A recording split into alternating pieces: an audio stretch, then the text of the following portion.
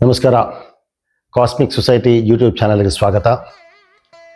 ಕೆಲವು ಪರಿಸ್ಥಿತಿಗಳಲ್ಲಿ ವಿದ್ಯಾರ್ಥಿಗಳಾಗ್ಬೋದು, ಗೃಹಿಣಿಯರಾಗ್ಬೋದು, ಒಂದು ಉನ್ನತ ಸ್ಥಾನದಲ್ಲಿರುವಂತಹ ಉದ್ಯೋಗಿ, ಒಂದು ಆಫೀಸರ್ ಆಗಬಹುದು, ಅಥವಾ ಯಾವುದೇ ಒಂದು ರಾಜಕಾರಣಿ ಅಥವಾ ಯಾವುದೇ ಒಬ್ಬ ವ್ಯಕ್ತಿ ಅವರು ಯಾವುದೋ ಒಂದು ವಿಶೇಷವಾದ ಕಾರ್ಯಕ್ರಮ, ಒಂದು ಕೆಲಸ ಮಾಡಬೇಕಾದಾಗ ಕೆಲವು ಸಮಯಗಳಲ್ಲಿ ಅವರ ಭಾವನೆಗಳನ್ನು, ಅವರ ಆಲೋಚನೆಗಳನ್ನು ನಿಗ್ರಹದಲ್ಲಿಡಬೇಕಾ, ಅಂದರೆ ಕಂಟ್ರೋಲ್ ದೇರ್ ಥಾಟ್ಸ್, ಆ ರೀತಿನ, ಅಥವಾ ಅವರ ಭಾವನೆಗಳನ್ನು ಸರಿಯಾದ ರೀತಿ ವ್ಯಕ್ತಪಡಿಸಬೇಕಾ ಅನ್ನೋ ಒಂದು ಪ್ರಶ್ನೆ ಬರುತ್ತೆ.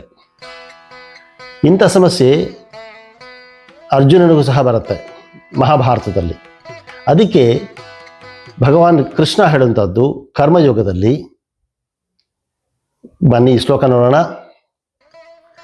ಸದೃಶಂ ಚೇಷ್ಟತೆ ಸ್ವಸ್ಯ ಪ್ರಕೃತಿರ್ಜ್ಞಾನವಾನಪಿ ಪ್ರಕೃತಿಂ ಯಾಂತಿ ಭೂತಾನಿ ನಿಗ್ರಹ ಕಿಂ ಕರಿಷ್ಯತಿ. ಬುದ್ಧಿವಂತರು ಸಹ ತಮ್ಮ ಕೆಲಸಗಳನ್ನು, ತಮ್ಮ ಭಾವನೆಗಳನ್ನು ವ್ಯಕ್ತಪಡಿಸೋದರಲ್ಲಿ ಒಂದು ಸಾಮಾನ್ಯವಾದ ವ್ಯಕ್ತಿ ಥರನೂ ಸಹ ವ್ಯಕ್ತಪಡಿಸ್ತಾರೆ ಕೆಲವು ಸಮಯಗಳಲ್ಲಿ. ಅದೇ ರೀತಿ ಬೇರೆ ವ್ಯಕ್ತಿಗಳು ಸಹ ತಮ್ಮ ಆಲೋಚನೆಗಳನ್ನು, ತಮ್ಮ ವಿಷಯಗಳನ್ನು ವ್ಯಕ್ತಪಡಿಸ್ತಾರೆ. ಹಾಗಾದರೆ ಒಬ್ಬ ವ್ಯಕ್ತಿ ತನ್ನ ಆಲೋಚನೆಗಳನ್ನು, ತನ್ನ ಭಾವನೆಗಳನ್ನು ನಿಗ್ರಹದಲ್ಲಿಡಬೇಕಾ?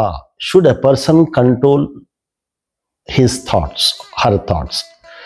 ಆ ರೀತಿ ಆಲೋಚನೆಗಳು ಬಂದಾಗ ಕೆಲವರು ಏನಂತಾರೆ, ನಿನ್ನ ಆಲೋಚನೆಗಳನ್ನು ಕಂಟ್ರೋಲಲ್ಲಿ ಇಟ್ಕೋಬೇಕು. ಕೆಲವರು ಹೇಳ್ತಾರೆ, ಮೆಡಿಟೇಷನ್ ಮಾಡೋದೇನಕ್ಕೆ ಟು ಕಂಟ್ರೋಲ್ ದಿ ಥಾಟ್ಸ್. ಈ ರೀತಿ ಪಾಯಿಂಟ್ಸ್ ಬರುತ್ತೆ.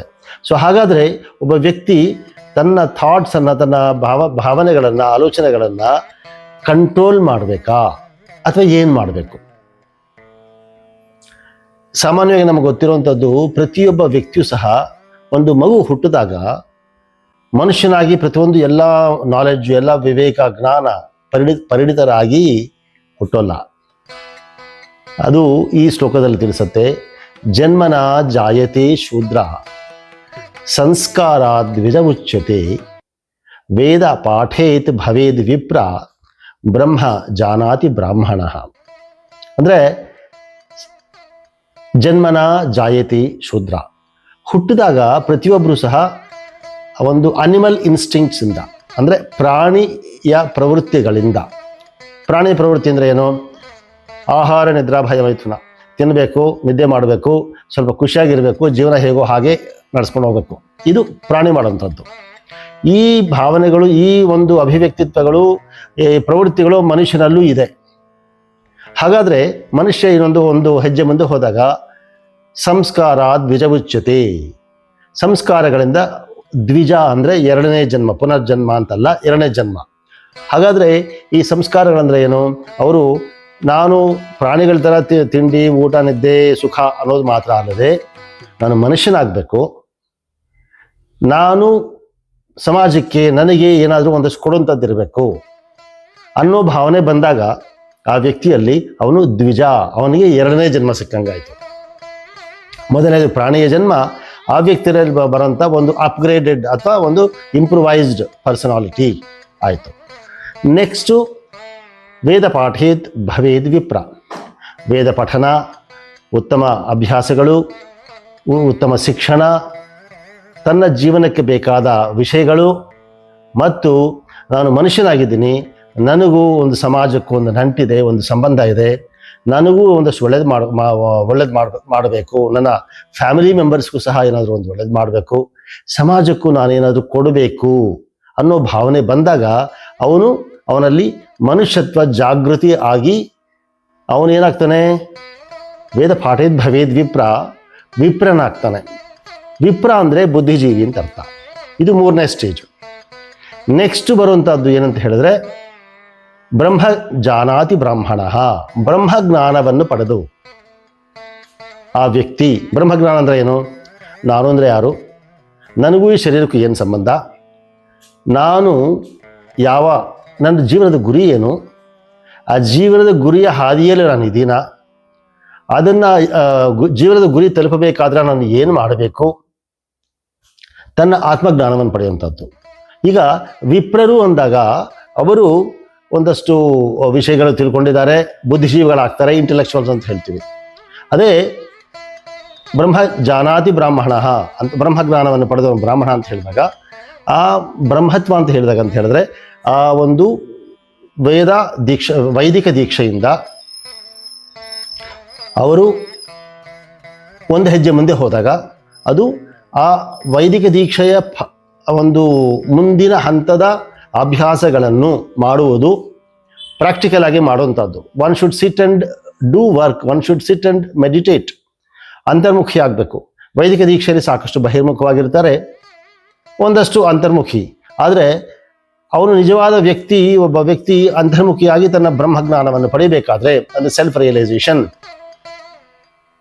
ಆತ್ಮ ಸಾಕ್ಷಾತ್ಕಾರ ಪಡಿಬೇಕಾದಾಗ ಅವನು ಆಧ್ಯಾತ್ಮಿಕ ಅಂತರ್ಮುಖಿಯಾಗಿ ಆಧ್ಯಾತ್ಮಿಕ ಪ್ರಗತಿ ಪಡಿಬೇಕಾದಾಗ, ಆಧ್ಯಾತ್ಮಿಕ ಅರಿವು, ಆಧ್ಯಾತ್ಮಿಕ ಸಾಕ್ಷಾತ್ಕಾರ, ಬ್ರಹ್ಮ ಸಾಕ್ಷಾತ್ಕಾರ ಪಡಿಬೇಕಾದಾಗ ಅವನು ಒಂದು ತಂತ್ರ ಅಭ್ಯಾಸ. ತಂತ್ರ ಅಂದರೆ ಏನು ಅಂತ ಹೇಳಿದ್ರೆ, ಪ್ರಾಕ್ಟಿಕಲ್ ಆಗಿ ಏನು ಅವನು ಸಾಧನೆ ಮಾಡಿ ಅನುಸರಣೆಯಲ್ಲಿ ಇಡುವಂಥದ್ದು. ವೇದಾಸ್ ಅಂದರೆ ನಾಲೆಡ್ಜ್, ತಂತ್ರ ಅಂದರೆ practicality of the Vedas. So ಈ ಎರಡೂ ಸಹ ಜೊತೆಯಲ್ಲಿರುತ್ತೆ. Vedas and tantra are interrelated. Veda is a theoretical approach, ಅದರಲ್ಲಿ ಕೆಲವು ಅಂಶಗಳು ತಂತ್ರದ, ಕೆಲವು ಮಾಡಿದಾಗ ತಂತ್ರ ಮಾಡಿ ಅಂತ ಹೇಳ್ತಾರಲ್ಲ, ಒಂದಷ್ಟು ತಂತ್ರ ಇರುತ್ತೆ. ಆದರೆ ಆಧ್ಯಾತ್ಮಿಕ ತಂತ್ರಜ್ಞಾನ, ಆಧ್ಯಾತ್ಮಿಕ ಜ್ಞಾನ ಪಡಿಬೇಕಾದಾಗ ಅವನು ಮಾಡುವ ಅಭ್ಯಾಸವೇ ತಂತ್ರ, ಆಧ್ಯಾತ್ಮಿಕ ತಂತ್ರಜ್ಞಾನ. ಸೊ ಹಾಗಾಗಿ ಇದು ಪಡೆದಾಗ ಅವನು ತನ್ನ ಆತ್ಮ ಸಾಕ್ಷಾತ್ಕಾರವನ್ನು ಪಡೆಯೋ ಒಂದು ಮಾರ್ಗದರ್ಶನದಲ್ಲಿ ಹೋದಾಗ, ಅವನು ಆಧ್ಯಾತ್ಮಿಕ ಚಿಂತನೆಯಿಂದ ಹೋದಾಗ ಅವನು ಬ್ರಾಹ್ಮಣನಾಗ್ತಾನೆ. ಹಾಗಾದರೆ ಇಲ್ಲಿ by nature, by birth, nobody is Brahmin. ಅವರ ಒಂದು ಪ್ರವೃತ್ತಿಗಳಿಂದ ಬ್ರಾಹ್ಮಣರಾಗ್ತಾರೆ. ಇಲ್ಲಿ ಯಾವುದೇ ರೀತಿ ಜಾತಿ ಮತ ಪಂಥ ಭೇದ ಭಾಗಗಳನ್ನು ತರೋದು ಬೇಡ. ಇಲ್ಲ, ಅಂಥದ್ದು ಪ್ರಶ್ನೆ ಬರಲ್ಲ. ವ್ಯಕ್ತಿ ಪ್ರತಿಯೊಬ್ಬರು ಸಹ ಬ್ರಾಹ್ಮಣನಾಗ್ಬೋದು. ಅಂದರೆ ಬ್ರಹ್ಮ ಭಾವನೆಯಿಂದ, ಬ್ರಹ್ಮ ಜ್ಞಾನದಿಂದ ಅವರು ಒಂದು ಆತ್ಮ ಸಾಕ್ಷಾತ್ಕಾರ ಪಡೆಯುವಂಥದ್ದು, ಜೊತೆಗೆ ಆ ಭಾವನೆಯಿಂದ ಸರ್ವ ಕೆಲಸಗಳನ್ನು, ಪ್ರತಿಯೊಂದು ಕೆಲಸಗಳನ್ನು ಮಾಡುವಂಥದ್ದು, ಈ ಭಾವನೆಯಿಂದ ಬರುವಂಥದ್ದು. ಹಾಗಾದರೆ ಪ್ರತಿಯೊಬ್ಬರೂ ಆ ಒಂದು ಈ ಒಂದು ಭಾವನೆಯಿಂದ ಬಂದಾಗ, ಪಾಶಬದ್ಧೋ ಭವೇತ್ ಜೀವ, ಪಾಶಮುಕ್ತೋ ಭವೇತ್ ಶಿವ. ಪ್ರತಿಯೊಬ್ಬರು ಅವ್ರವ್ರದ್ದೇ ಸಂಸ್ಕಾರಗಳಿದೆ. ಸಂಸ್ಕಾರ ಅಂದರೆ ಏನು? ಸಂಸ್ಕಾರಗಳು ಅಂತ ಹೇಳಿದ್ರೆ, ಈಗ ಪ್ರಾರಬ್ಧ ಅಂತಂತ ಹೇಳ್ತೀವಲ್ಲ, ಪ್ರಾರಬ್ಧ ಅಂದಾಗ ಏನು ನಾವು ಒಂದು ಪ್ರತಿದಿನ ಏನೊಂದು ಕೆಲಸ, ಪಾಪ ಪುಣ್ಯಗಳು ಮಾಡ್ತಾ ಇರ್ತೀವಿ. ಪಾಪ ಅನ್ನೋದು ಮೈನಸ್ ಆದರೆ, ಪುಣ್ಯ ಅಂತ ಪ್ಲಸ್ ಆದಾಗ, ಈ ಪ್ಲಸ್ ಮೈನಸ್ ಅಡಿಷನ್ ಸಬ್ಟ್ರಾಕ್ಷನ್ ಆದಾಗ, ಆ ದಿನದಲ್ಲಿ ಜಾಸ್ತಿ ಪಾಪಗಳು ಅಥವಾ ಜಾಸ್ತಿ ಪುಣ್ಯಗಳು ಮಾಡಿದಾಗ ಅದು ಮೈನಸ್ ಪ್ಲಸ್ ಆಗುತ್ತೆ.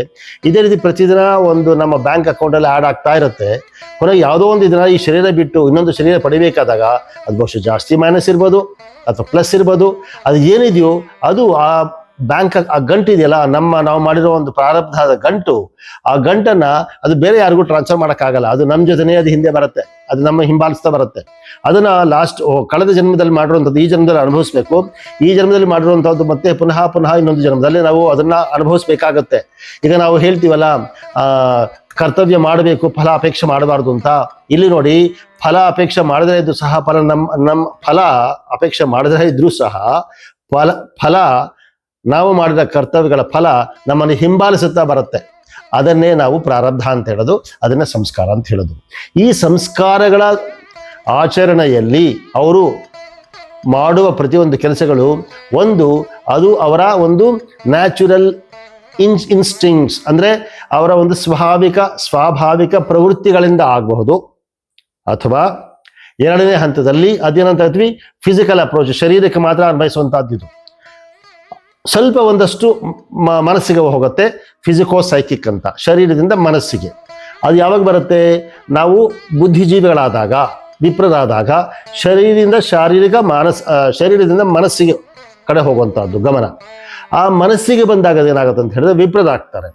ಆ ವಿಪ್ರದ ಕೆಲಸದಲ್ಲಿ ಅವರ ಸಂಸ್ಕಾರಗಳ ಬಗ್ಗೆ, ಅವರ ಒಂದು ಪ್ರಾರಬ್ಧ ಬಗ್ಗೆ ಅವರಿಗೆ ಗೊತ್ತಿರೋದ್ರಿಂದ ಅದನ್ನು ಕಮ್ಮಿ ಮಾಡಿಕೊಂಡು ಸಂಸ್ಕಾರಗಳನ್ನು ಕಳೀತಾ ಉತ್ತಮ ವ್ಯಕ್ತಿ ಆಗೋದಕ್ಕೆ ಪ್ರಯತ್ನ ಮಾಡ್ತಾ ಹೋಗ್ತಾರೆ. ಸೊ ಈ ರೀತಿ ಮುಂದೆ ಹೋದಾಗ ಅವರ ಭಾವನೆಗಳನ್ನು ಪುನಃ ಇನ್ನೊಂದಷ್ಟು from animality to humanity, from humanity to divinity, animal ಇಂದ ಹ್ಯೂಮನ್ ಬೀಯಿಂಗ್ ಇಂದ ಡಿವೈನ್, ಆ ಭಗವಂತನಲ್ಲಿ ಆ ಭಗವಂತನ ಲಕ್ಷಣಗಳನ್ನು ಪಡೆದು ಬ್ರಹ್ಮಭಾವನೆಯಿಂದ ನಾವು ಮಾಡುವಂಥ ಪ್ರತಿಯೊಂದು ಕೆಲಸ. ಸಾಮಾನ್ಯವಾಗಿ ಬ್ರಹ್ಮಭಾವನೆಯಿಂದ ಕೆಲಸ ಮಾಡಿ ಪರಮಾತ್ಮನಲ್ಲಿ ಒಂದು ಭಾವನೆಯಿಂದ ಬರಬೇಕು ಅಂತ ಹೇಳಿದ್ರೆ ಕೆಲವರು ಏನು ಅನ್ಕೊಳ್ತಾರೆ, ಶರೀರ ಬಿಡಬೇಕು ಅಂತ ಅನ್ಕೊಳ್ತಾರೆ. ಶರೀರ ಬಿಡುವಂಥ ಪ್ರಶ್ನೆ ಅನ್ನೋದು ಅದು ಅಂತಿಮವಾದಂಥದ್ದು, ಪ್ರತಿಯೊಬ್ಬರಿಗೂ ಆಗುವಂಥದ್ದು. ಆದರೆ ಈ ಜನ್ಮದಲ್ಲಿ ಈ ಶರೀರದಲ್ಲಿ ನಾವಿದ್ದು ಸಹ ನಾವು ಸಾಕಷ್ಟು ಬ್ರಹ್ಮಭಾವನೆಯಿಂದ ಆತ್ಮ ಸಾಕ್ಷಾತ್ಕಾರವನ್ನು ಪಡಿಬಹುದು. ಅದು ನಿಜವಾದ ಆತ್ಮ ಸಾಕ್ಷಾತ್ಕಾರದ ಅರ್ಥ. ಹಾಗಾಗಿ ಬ್ರಹ್ಮಭಾವನೆಯಿಂದ ಆ ಕೆಲಸ ಮಾಡಿದಾಗ ಸೊ ಅದೇನಾಗುತ್ತೆ, ಫಿಸಿಕಲ್ ಇಂದ ಸೈಕಿಕ್ ಆಯಿತು, ಫಿಸಿಕೋ ಸೈಕಿಕ್ ಆಯಿತು. ಈ ಸೈಕಿಕ್ ಲೆವೆಲ್ ಏನಾಗುತ್ತೆ, ಎರಡು ಅಪ್ರೋಚಸ್ ಇದೆ, ಎರಡು ಪಾಸಿಬಿಲಿಟೀಸ್ ಇದೆ. ಒಂದು ಫಿಸಿಕಲ್ ಇಂದ ಸೈಕಿಕ್ ಅಪ್ಗ್ರೇಡೇಷನ್ನು, ಆದರೆ ಸೈಕಿಂದ ಸೈಕೋ ಫಿಸಿಕಲ್ ಮತ್ತೆ ಬೀಳ್ಬೋದು. ಅಂದರೆ ಮನಸ್ಸಿನಿಂದ ಯೋಚನೆ ಮಾಡಿ ಮತ್ತೆ ಪ್ರವೃತ್ತಿಗಳು ಒಂದು ಸಾಮಾನ್ಯ ಒಂದು ಪಶುವಿನ ಪ್ರವೃತ್ತಿಗಳ ಥರ ಬಿಹೇವ್ ಸಹ ಮಾಡ್ಬೋದು. ಒಬ್ಬ ವ್ಯಕ್ತಿ ಪಶು ಥರ ಸಹ ಬಿಹೇವ್ ಮಾಡ್ಬೋದು, ಅದೇ ಒಂದು ವ್ಯಕ್ತಿ ಮನುಷ್ಯನ ಥರನೂ ಸಹ ಬಿಹೇವ್ ಮಾಡಬಹುದು.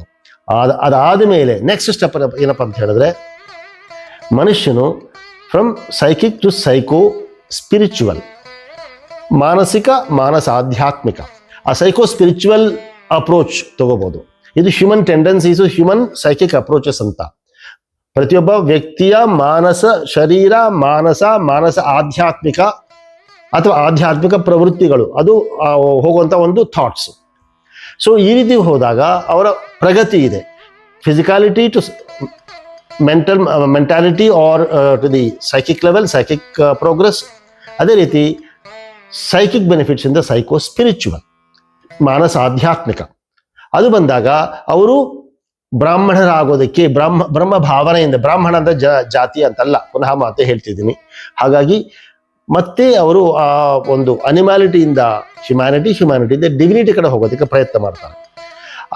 ಅದರಲ್ಲಿ ಅವರು ಸತತವಾಗಿ ಪ್ರಯತ್ನ ಮಾಡ್ತಾ ಆ ಒಂದು ಅಭ್ಯಾಸದಲ್ಲಿ ಪೂರ್ತಿ ತೊಡಗಿ ಅದರಲ್ಲಿ ಅವರ ಅನುಷ್ಠಾನ ಸರಿಯಾಗಿದ್ದು ಅದರಲ್ಲಿ ಅವರು ಪ್ರತಿಷ್ಠಿತವಾದರೆ, if they are establish in that feeling of humanity to divinity, then they become one with the thoughts of the infinite. ಆ ಇನ್ಫೈನೈಟೇ ನಾವು ಬ್ರಹ್ಮ ಅಂತ ಹೇಳೋದು. ಇನ್ಫೈನೈಟ್ನೇ ಬ್ರಹ್ಮ ಅಂತ ಹೇಳ್ತೀವಿ. ಆದರೆ ನಿಜವಾದ ಅರ್ಥ ಅಂತ ಏನಪ್ಪ ಅಂತ ಹೇಳಿದ್ರೆ, ನಮ್ಮಲ್ಲಿ ಯಾವುದೇ ಒಂದು ಸಂಕುಚಿತ ಮನೋಭಾವಗಳು ಇಲ್ಲದೆ, ಒಂದು ಚಿಕ್ಕ ಬೌಂಡ್ರೀಸ್, ಸ್ಮಾಲ್ ಬೌಂಡ್ರೀಸ್ ಇಲ್ಲದೆ, ಸಮಾಜ ಪೂರ್ತಿ ನನ್ನದು, ಈ ವಿಶ್ವ ನನ್ನದು, ನಾನು ವಿಶ್ವ ಮಾನವ, ವಿಶ್ವ ಪ್ರಗತಿಯಲ್ಲಿ ನನ್ನ ರೋಲ್ ಏನು, ನಾನು ಏನು ಕರ್ತವ್ಯ ಮಾಡಬಹುದು ಅನ್ನೋ ಭಾವನೆಯಿಂದ ಹೋಗ್ತಾರೆ. ಆ ರೀತಿ ಹೋಗಬೇಕಾದ್ರೆ ಅವರಿಗೆ ಆಧ್ಯಾತ್ಮಿಕ ಚಿಂತನೆ ಅವಶ್ಯಕತೆ ಇದೆ. ಹಾಗಾಗಿ ಶಾರೀರಿಕದಿಂದ ಮಾನಸಿಂದ ಮಾನಸ ಆಧ್ಯಾತ್ಮಿಕದಿಂದ ಆಧ್ಯಾತ್ಮಿಕ ಸ್ತರದಲ್ಲಿ ಎಸ್ಟಾಬ್ಲಿಷ್ ಆಗುವಂತಹದ್ದು, ಪ್ರತಿಷ್ಠಿತವಾಗುವಂತಹದ್ದು ಮಾಡುವಂಥದ್ದು. ಇಲ್ಲಿ ಏನಾಗ್ತಿದೆ ಅಂತ ಹೇಳಿದ್ರೆ, ಬಿಗಿನಿಂಗಲ್ಲಿ ಹೇಳಿದ ರೀತಿ ಆ ವ್ಯಕ್ತಿಯ ಮನಸ್ಸಿನ ಭಾವನೆಗಳು ನಿಯಂತ್ರಣದಲ್ಲಿ, ಕಂಟ್ರೋಲಲ್ಲಿ ಇಲ್ಲ. They are getting channelised. So one should channelise their thoughts, one should not restrict their thoughts, one should not bind, one should not put their thoughts in binding. ಅದರಲ್ಲಿ ಅವರ ಭಾವನೆಗಳನ್ನು ಕಂಟ್ರೋಲ್ ಮಾಡಿ ಇಡಬೇಕು ಅನ್ನೋದು ಸರಿಯಿಲ್ಲ. ಈಗ ಫಾರ್ ಎಕ್ಸಾಂಪಲ್ ಯಾಕೆ ಅಂತ ಹೇಳ್ತೀನಿ, ಒಂದು ನೀರಿನ ಆಣೆ ಕಟ್ಟಿದೆ, ಒಂದು ಡ್ಯಾಮ್ ಇದೆ. ಆ ಡ್ಯಾಮಲ್ಲಿ ಸಾಕಷ್ಟು ನೀರು ಸಂಗ್ರಹಣೆ ಆಗಿದೆ, ಪೂರ್ತಿ ಭರ್ತಿಯಾಗಿದೆ, ನೀರು ಸಾಕಷ್ಟಿದೆ. ಹೊರಗಡೆ ಕೆಳಗೆ ಫೀಲ್ಡ್ ಅಂದರೆ ಅಗ್ರಿಕಲ್ಚರ್ ಲ್ಯಾಂಡ್ ಪ್ರತಿಯೊಂದೂ ಸಹ ಡ್ರೈ ಆಗಿದೆ. ಇಲ್ಲಿ ನೀರು ಇದೆ, ಅಲ್ಲಿ ನೀರಿನ ಅವಶ್ಯಕತೆ, ಅಲ್ಲಿ ನೀರು ಅವಶ್ಯಕತೆ ಇದೆ, ಅಲ್ಲಿ ನೀರು ತಲುಪ್ತಾ ಇಲ್ಲ. ಅವಶ್ಯಕತೆ ಇರೋ ಕಡೆ ಅದು ತಲುಪ್ತಾ ಇಲ್ಲ. ಸೊ ಹಾಗಾಗಿ ನೀರಿನ ಡ್ಯಾಮಲ್ಲಿ ನಾವು ಬಂಧಿಸಿ ಇಡೋದ್ರಿಂದ ಯಾವುದೇ ಪ್ರಯೋಜನ ಆಗಲ್ಲ. ಅದನ್ನು ಏನು ಮಾಡಬೇಕು, ಚಾನಲೈಸ್ ಮಾಡಬೇಕು. ಅಂದರೆ ವಾಟರ್ನ ಇರಿಗೇಟ್ ಮಾಡಬೇಕು, ನೀರಿನ ಸರಬರಾಜು ಮಾಡಬೇಕು. ಎಲ್ಲಿಗೆ, ಯಾವ ಬೆಳೆಗೆ ಎಷ್ಟು ನೀರು ಬೇಕು ಅನ್ನೋದು ಆ ಡ್ಯಾಮಿಂದ ನೀರು ಬಿಟ್ಟಾಗ ತುಂಬ ಜಾಸ್ತಿ ಓಪನ್ ಮಾಡಿದ್ರೆ ಇರೋ ಬೆಳೆ ಎಲ್ಲ ನಾಶ ಆಗುತ್ತೆ. ಅದ್ರ ಬದಲಾಗಿ ಎಷ್ಟು ಬೇಕೋ ಅಷ್ಟು ಮಾತ್ರ ಅದಕ್ಕೆ ಸರಬರಾಜು ಮಾಡೋದು, ಎಷ್ಟು ಬೇಕೋ ಅಷ್ಟು ಮಾತ್ರ ಸಪ್ಲೈ ಮಾಡೋಂಥದ್ದು. ಅದು ಪ್ರಾಪರ್ ಚಾನಲೈಸೇಷನ್ ಆಫ್ ವಾಟರ್ ಅಂತ. ಅದೇ ರೀತಿ ನಮ್ಮ ಭಾವನೆಗಳನ್ನು, ನಮ್ಮ ಯೋಚನೆಗಳನ್ನು ನಾವು ಸರಿಯಾದ ರೀತಿ ಚಾನಲೈಸ್ ಮಾಡಬೇಕು. ಮೆಂಟಲ್ ಥಾಟ್ಸ್ನ ಕಂಟ್ರೋಲ್ ಮಾಡೋದು ಬೇಡ. ಮೈಂಡ್ ಥಾಟ್ಸನ್ನು, ನಮ್ಮ ಮೆಂಟಲ್ ಥಾಟ್ಸನ್ನು, ನಮ್ಮ ಭಾವನೆಗಳನ್ನು, ನಮ್ಮ ಆಲೋಚನೆಗಳನ್ನು ಸರಿಯಾದ ರೀತಿ ಪ್ರಗತಿ ಹಾದಿಯಲ್ಲಿ ಮಾರ್ಗದರ್ಶನದಿಂದ ಅದನ್ನು ಮುಂದುವರಿಸ್ಕೊಂಡು ಹೋಗಬೇಕು ಅನ್ನೋದು ಈ ಶ್ಲೋಕದ ಭಾವಾರ್ಥ. ಅಂದರೆ ಏನು? ಪ್ರತಿಯೊಬ್ಬ ವ್ಯಕ್ತಿಯು ತಮ್ಮ ಭಾವನೆಗಳನ್ನು, ಆಲೋಚನೆಗಳನ್ನು ಸರಿಯಾದ ರೀತಿ ಅದನ್ನು ಉಪಯೋಗ ಮಾಡುವುದು, ಸರಿಯಾದ ಒಂದು ಒಳ್ಳೆಯ ಮಾರ್ಗದರ್ಶನದಲ್ಲಿ ಅದನ್ನು ತಗೊಂಡು ಹೋಗಿ ಆ ಕೆಲಸವನ್ನು ಸಂಪೂರ್ಣವಾಗಿ ಮಾಡಿ ಅದರ ಫಲವನ್ನು ಪಡೆಯುವಂಥದ್ದು. ಆ ದೃಷ್ಟಿಯಲ್ಲಿ ಅರ್ಜುನ, ನಿನ್ನ ಭಾವನೆಗಳನ್ನು ಸರಿಯಾದ ರೀತಿ ಗೈಡ್ ಮಾಡು, ಸರಿಯಾದ ರೀತಿ ಅದನ್ನು ಮುಂದುವರಿಸ್ಕೊಂಡು ಹೋಗು, ನಿನ್ನ ಕರ್ತವ್ಯವನ್ನು ನೀನು ಮಾಡು ಅಂತ ಹೇಳುವಂಥದ್ದು ಈ ಶ್ಲೋಕದ ಸಾರಾಂಶ. ಮತ್ತು ಇನ್ನೊಂದು ಶ್ಲೋಕದಲ್ಲಿ ಭೇಟಿಯಾಗೋಣ. ನಮಸ್ಕಾರ.